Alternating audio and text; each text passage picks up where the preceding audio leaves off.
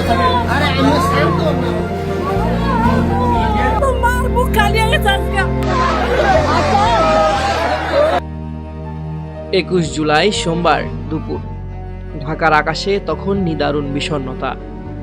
উত্তরার milestone school প্রাঙ্গণে শিশুদের কলকাকলিতে মুখরিত। ভবিষ্যতের স্বপ্নগুলো যেন ছোট ছোট পায়ে ছুটোছুটি করছে। বাবা মায়েরা অধীর আগ্রহে অপেক্ষা করছেন তাদের বুকের ধনদের ঘরে ফেরানোর জন্য। কিন্তু কে জানতো এই সাধারণ দুপুরে এমনই এক মহাপ্রলয় অপেক্ষা করছে? কে জানতো আকাশে উড়তে থাকা একটি প্রশিক্ষণ বিমান শুধু লোহার দণ্ড নয়, তাতে লুকিয়ে আছে এক অটুট প্রতিজ্ঞা, এক অবিশ্বাস্য আত্মত্যাগ।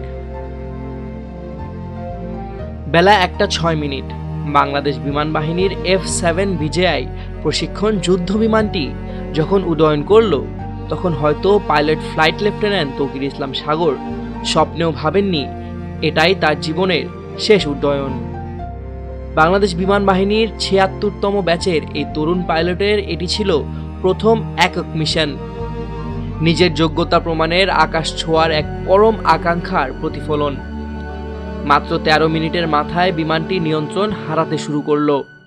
তাকে কন্ট্রোল রুম থেকে বারবার ইজেক্ট করার পরামর্শ দেওয়া হলো।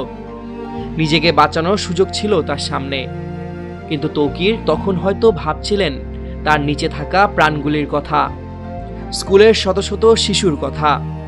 তিনি জানতেন প্যারাশুটে ইজেক্ট করলে বিমানটি সরাসরি আবাসিক এলাকায় বা স্কুল ভবনে আছড়ে পড়বে, ধ্বংসযজ্ঞ আরো বাড়বে।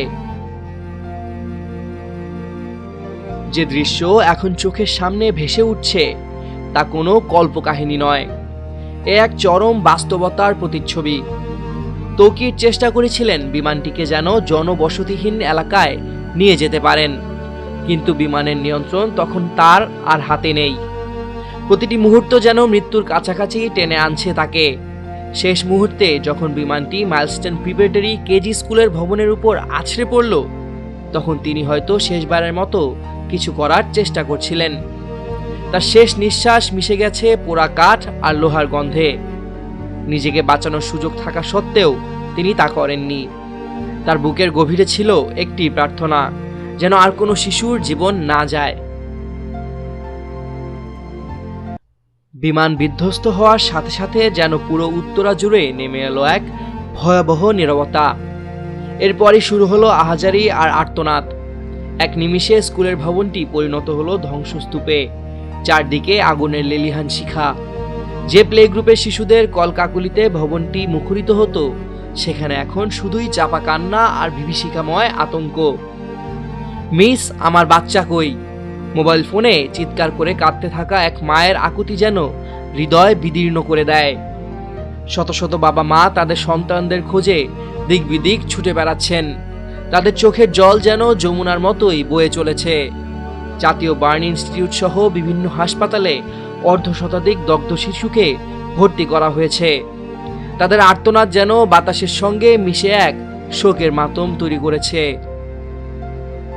14 বছরের শামীম, 15 বছরের মাহিন, 12 বছরের মুনতাহা, 10 বছরের আয়মান। নামগুলো যেন শুধু সংখ্যা নয়, প্রতিটি নামেই লুকিয়ে আছে এক একটি পরিবারের দুঃস্বপ্ন, এক একটি মায়ের অশ্রু ভেজা ফোঁটা। ফ্লাইট লেফটেন্যান্ট তৌকির ইসলাম সাগর, যিনি নিজের প্রথম একক মিশনেই আত্ম উৎসর্গ করলেন, তিনি হয়তো শুধু একজন পাইলট ছিলেন না, ছিলেন এক নীরব প্রহরী।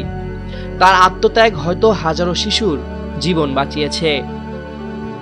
সামিউল জয়, 21 টেলিভিশন।